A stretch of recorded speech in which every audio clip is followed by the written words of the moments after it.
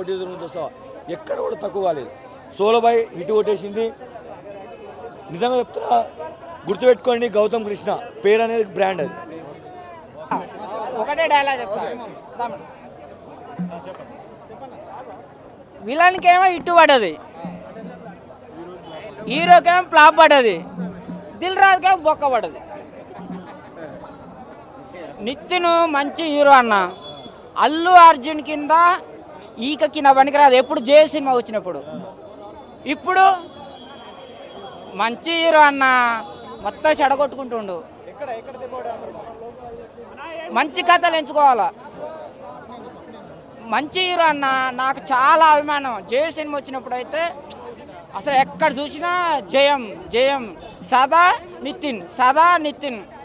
ఏం సినిమా అన్న, మొత్తం చెడగొట్టుకుంటుండు ఆయన. అసలుకు అల్లు అర్జున్ కంటే ఇంకా పై స్థాయికి పోవాలి.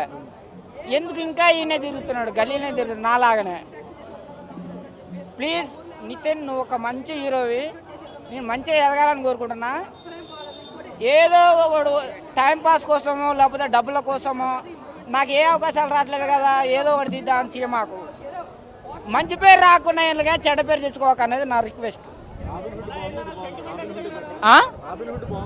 ఇంకా నేనేం చెప్పనన్నా, నేను ఒకటే చెప్తున్నా, విలన్కి ఏమో ఇట్టుబడ్డది, మంచిగా చేసిండు ఒప్పుకోవాలి.